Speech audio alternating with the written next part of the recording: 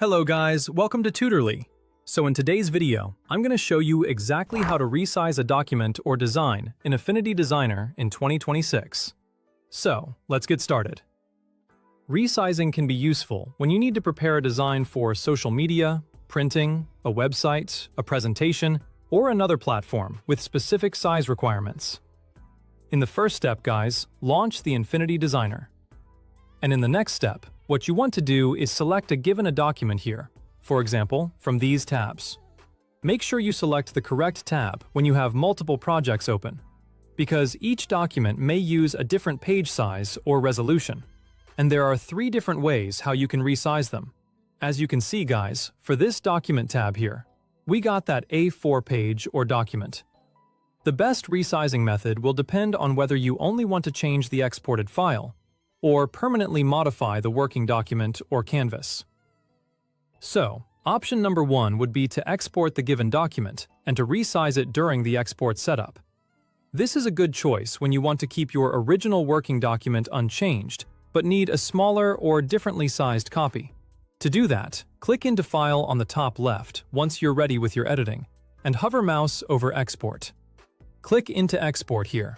Select the file type here, like JPEG, PNG, SVG, and so on and so forth.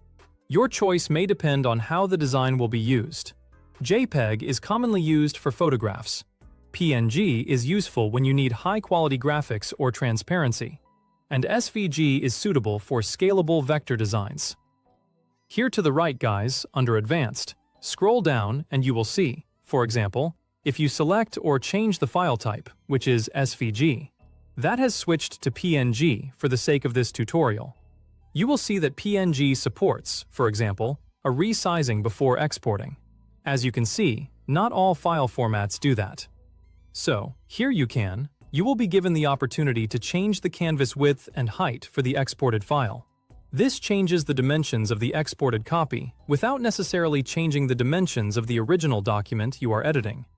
So, let me switch to, 1280 by 720 or something like that.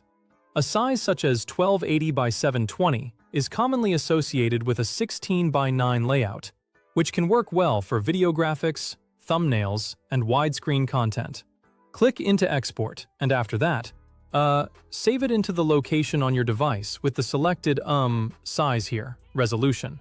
Give the file a clear name so you can easily distinguish the resized version from the original design. However, guys, there are also other options, of course. Before exporting, you can also change the document and canvas size here while editing before exporting. These options are better when you want to continue designing with the new dimensions visible directly inside your project. To do that, option number 2, click into Document at the top. And then, guys, what you want to do is hover your mouse over Setup here and choose Document Setup, or use the shortcut Ctrl-Shift-P. Using the shortcut can save time when you frequently adjust document settings. You will see the preview of the document here. And to the right, for example, guys, you may choose a different page preset, which is currently A4, but you can go with A5, and so on and so forth, ladder. Presets are helpful when preparing designs for standard print sizes because they automatically provide the correct dimensions. I will leave it at A4. And then, guys, you may also change the page width and height here in millimeters. Millimeters are generally useful for print projects, while pixels are normally more convenient for digital graphics. Let's go, for example, 300 millimeters. And here we go with 424 for the sake of this tutorial. Click into OK to resize your page. Before confirming, check whether changing the dimensions may affect the layout of your existing objects. Depending on the document settings, you might need to reposition or scale some elements afterward. And then there's option number 3, guys. Click into Document again, hover mouse over Setup again, and hover mouse over Resize here. Choose a document or canvas. So, you can go with one of these. I will go with Canvas. The canvas controls the available working area around your content, while the document option can affect the dimensions of the document itself. And again, there will be that resizing menu here. You can choose a different size for the width, for the height, and also the measurement units. Always choose the unit that matches your final purpose, so the dimensions are easier to understand and manage. Switch to pixels, for example, and then click into this field and enter your custom height and width. Pixels are a practical choice for websites, social media posts, online advertisements, and screen-based designs.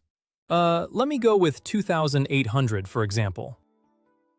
Click into Resize, and as you can see, now the canvas has been resized. Check the edges of your design after resizing to make sure no important object has been cropped or placed outside the visible area. You can do the same, of course, for the documents using the same method. Instead of Canvas, choose Document, and you will be redirected to the same resizing menu here, guys. Use the Canvas option when you mainly want more or less working space, and use the Document option when you need the project itself to follow specific dimensions.